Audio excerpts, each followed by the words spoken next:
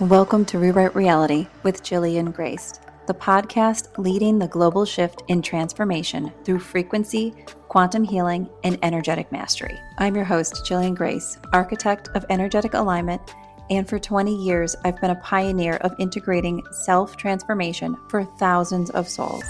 Each week, we answer the questions that keep you stuck and deliver high-frequency tools to heal and evolve every layer of your being. Join me to elevate your vibration, rewrite your reality, and activate the life your soul remembers.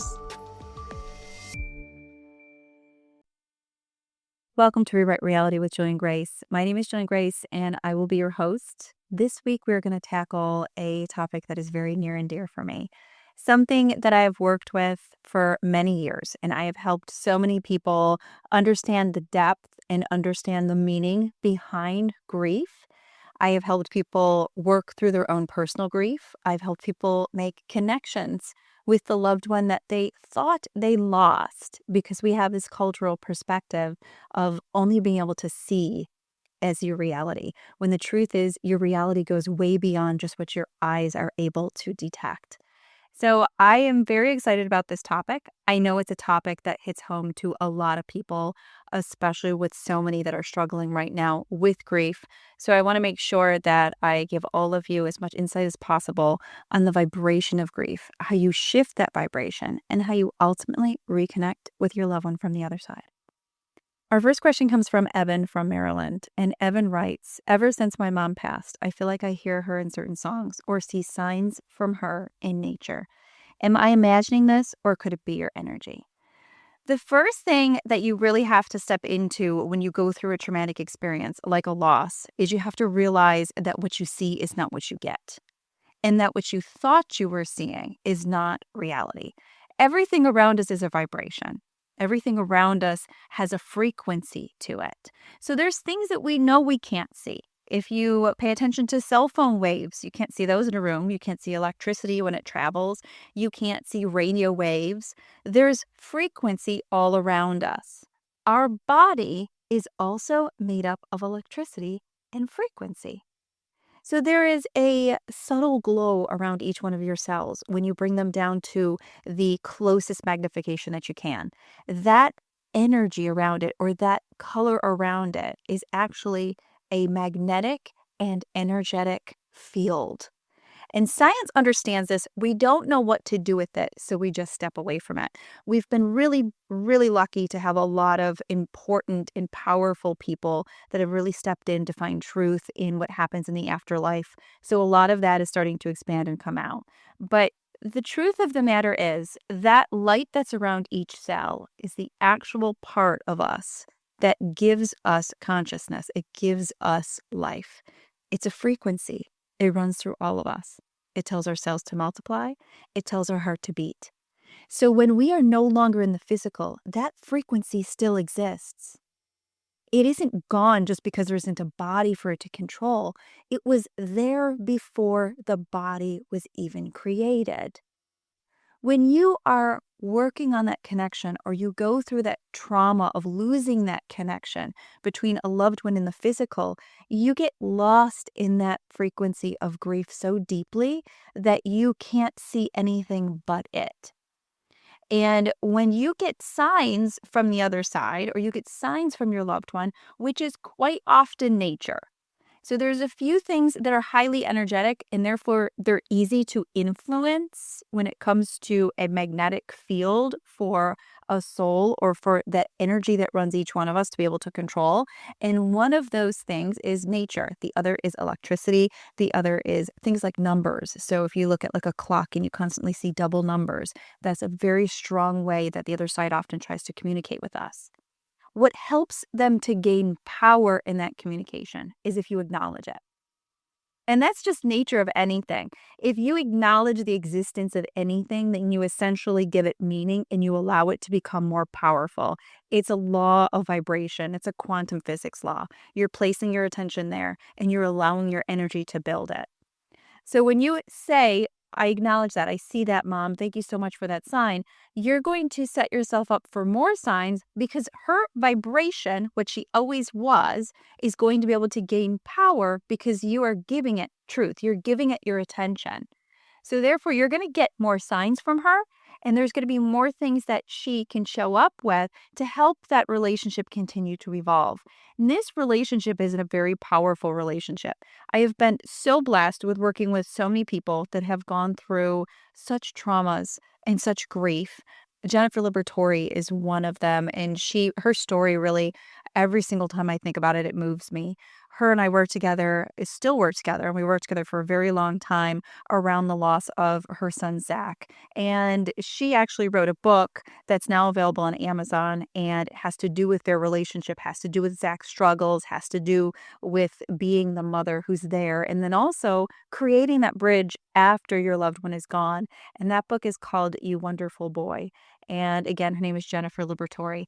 And her story is incredible because she took this concept that we talked about in our sessions and she brought it to life in a powerful way. She learned how to reconnect. She learned how to start that relationship on a deeper plane, on a soul plane, and continue moving forward with it. And that's something that I know every one of us is capable of because I have helped many people do that. So the term grief and that term loss, that is all cultural ways of labeling that frequency that is very challenging for people. Because when you feel that loss, you feel like there's nothing else there. Just the word loss brings up this deep, saddening feeling. When the truth is, you are not losing your loved one when they choose to cross over, or whatever you want to call it, when they leave this physical plane. They are going back to their original form. And that original form is still alive within you. And that's what they're vibrating at. So your job is going to be to connect with that vibration. Again, everything's vibration, everybody. That's why Vibrational Architect was the name of my book. We are working on vibration. And there is a chapter as well in my book where we talk about grief. So yes, you're seeing signs, Evan. They are beautiful signs from your mother.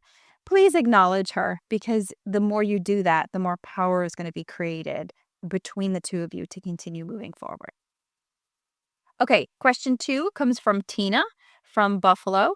And her question is, I've been told grief carries vibration. Can the heaviness I feel affect my energy field and how do I release it? Yes, grief carries vibration. And we talk all about vibration. That's the whole core. And when you shift your vibration, you shift your reality because you start to match different frequencies. So different frequencies come alive within you. When you're grieving, you're actually the furthest from your loved one's frequency that you could possibly imagine. So I want you to step back for a second. I want you to kind of understand this for the depth that it is. Your body is a vibration. Your thoughts carry a vibration. So the way you feel is actually going to change or dictate your vibration. So if you're extremely sad, then your vibration is going to be very low. And my best analogy that I can think of is a spinning fan blade. If you think of a spinning fan blade and that fan blade spins super, super fast and you can't see any of the blades, but you can feel the air. And then you slow down that fan blade and it goes super slow and you can see all the blades, but you can't feel the air. That's the difference between our vibration and the vibration of those on the other side. The vibration of those on the other side is a very fast spinning fan blade. So you can't see that blade, but you can feel it. Our vibration is very slow spinning fan blade. Our vibration is slow enough to create density. And that's what happens when you slow particles down. You create density. So our vibration is so slow that you can see all the fan blades, but you can't feel the air.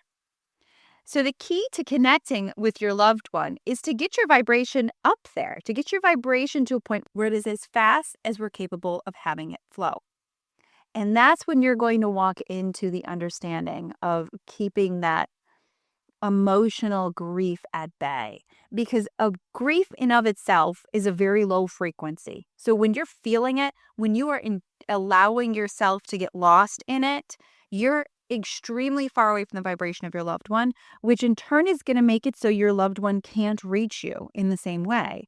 it's going to create a lot of distance. So any signs that they send, you're not going to see them.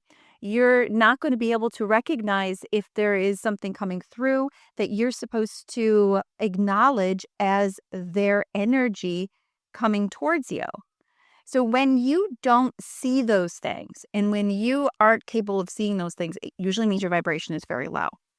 So the most important piece in connecting with your loved one is to get that grief compartmentalized, to understand it's a human emotion. Yes, honor that emotion. I'm never going to tell you to not honor emotions, but I am going to tell you that you're going to create from whatever emotion you're in. So if you honor the emotion of grief, then you're going to see nothing but grief. You're going to feel nothing but grief. If you stay in that emotion, you can acknowledge it. You can have an awareness of it. You can send love to it. But as soon as you start to lock yourself into it, you are locking yourself away from the frequency of your loved one that's now on the other side. And when you do that, you're going to feel more and more distant from them. So therefore, the grief is going to grow and grow and grow. And this is how people get locked into that grief story for decades. They initially start a frequency. They feed that frequency because they don't know they're supposed to move out of it. They're told, keep going, keep pushing, keep thinking about it, keep, all of these things that are going to put you back in that state of grief. They're told that you're supposed to stay in. When you do, you are locking in your vote in that vibration. So you're going to find it almost impossible to move out of that vibration. And if your loved one is at a higher vibration, what's that going to do? It's going to create distance. So you're going to feel them less, and that loneliness is going to seep in more, and it's going to get increasingly more difficult. So that's why I teach people honor grief for what it is. It's a human emotion. It isn't a vital resource that you need to survive. It's a human emotion. And like any human emotion, honor it in the moment, but then understand its power. So you have to then draw enough power within to not allow it to take you over. So you have to understand, if I stay in this emotion, then it's going to become the world I live. And if you don't want to stay in that emotion, if you don't want that to be the world you live, then you have to change that emotion. So the way you connect with someone on the other side is to get that mood lighter, get yourself into a peaceful state, get yourself feeling happier. Even if you're faking some of the feelings, so you're not ignoring, but you're setting aside those emotions a little bit and you're allowing yourself to enjoy. When you do that, you're going to create a bridge between you and that soul that has crossed over. So you're going to see signs more clearly. You can eventually begin to ask for signs and start a communication between you and them. And that flow is going to strengthen and become stronger and stronger. And that is the true bond, everybody. The bond of soul to soul. That is what we long for. We don't long for human to human. Human to human is a short-lived experience for most of us. Soul to soul, it transcends lifetimes. That's the power that we search for. So I want to encourage all of you to stop looking at your situation with a loved one who's passed as a grieving situation. I want you to look at it as an exploratory operation where you're going to be exploring to find that connection within that's always been there and learn to strengthen it. Because that's what you're doing. You aren't ending a connection with your loved one. You're transforming it into what it was always designed to be, which is eternal. So yes, that grief can be very, very challenging. Yes, it can hold you back tremendously from making that connection because it drops your vibration down. I have many different resources when it comes to releasing that grief. If you take a look at our YouTube channel, we have grief meditations that are around 12 minutes long. There's a really powerful grief meditation on my YouTube channel that helps to release that frequency when you're in the moment. The key is when you're in that moment where grief is really anchoring you down, the longer you stay in it, the more challenging it's going to be to move out of it. But as soon as you can change your frequency or change your emotions for 30 seconds, you're going to be starting that trek back up the stairs where you're able to build upon and become in a lighter place, in a higher frequency, the more you stay in that energy. So 30 seconds, that's how long you got to switch your mindset for it to actually start bringing different frequencies towards you that are more positive for you and are going to bring you to the scale that you want to be on. So meditations are great ways to do that. Also, writing in a journal and then releasing it afterwards. You don't have to keep them. Those are all great ways of clearing this energy when it does come up. But the key point is always going to be to recognize when it comes up that it is a human emotion. And it's not, it's based in the reality of what humans are connected to. But your vibration is connected to something deeper. So you can honor it as such, but also know the more power you give it, the more power it's going to take. So you have to learn to change that frequency and move to a higher level of happiness. Okay, great question. Next question. Are there practices that can help us raise our vibration so we feel closer to someone who passed on? And this is from Marie in Orchard Park, New York. Yes, there are practices that you can do to help raise your vibration so that you can feel your loved one closer.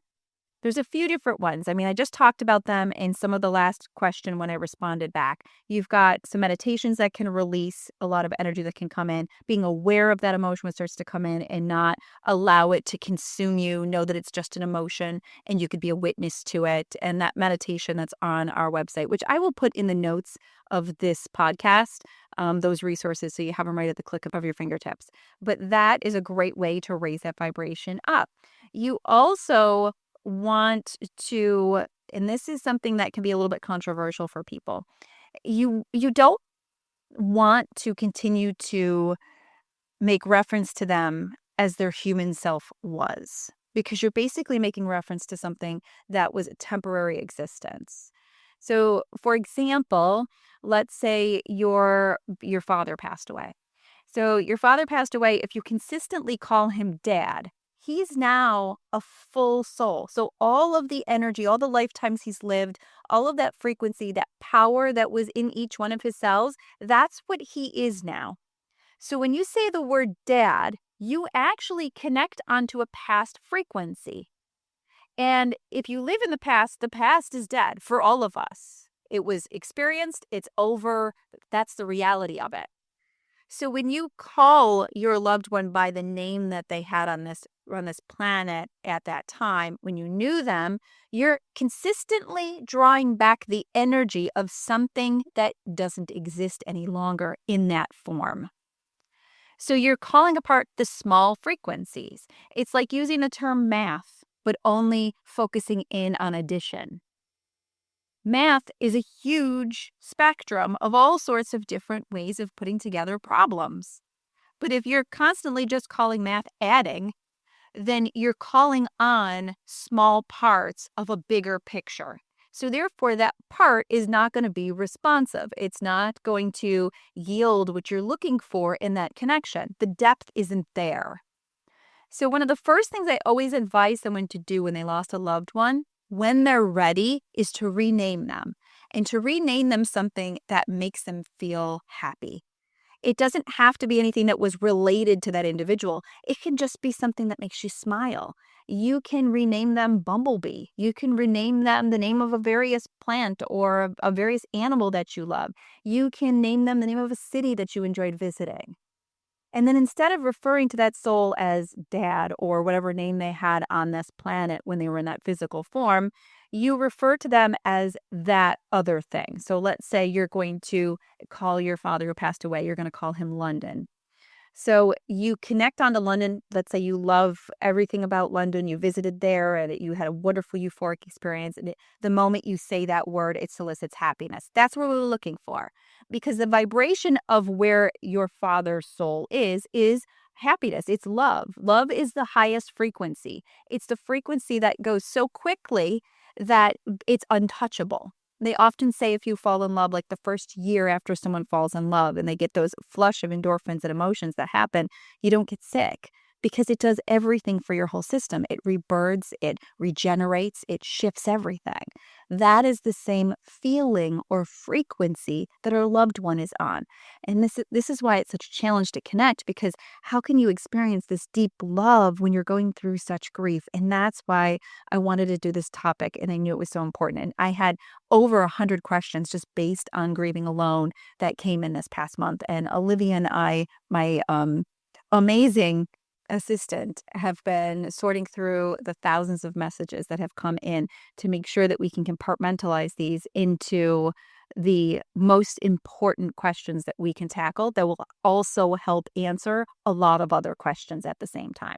So these questions are very strategically chosen because I know they're going to have a fallout to help many people who are stuck in that same topic or are concerned or thinking of that same question as well. So when you are focusing in on your loved one and you want that happiness to rise within you, you want to feel love. So when you rename them to something that you love, then when you say, okay, whatever that is, let's say we're using a reference of London. So, okay, London, I want you to show me a sign today. I'm really worried about, this upcoming test or something I'm struggling with. If it's going to go according to plan, I want you to show me a bluebird. Or if it's not going to go according to plan, I want you to show me a cardinal. Or any various things that you can ask for signs. I always tell people when you're starting off, go with numbers, go with anything electrical, and go with anything in nature because those are easily influenced signs.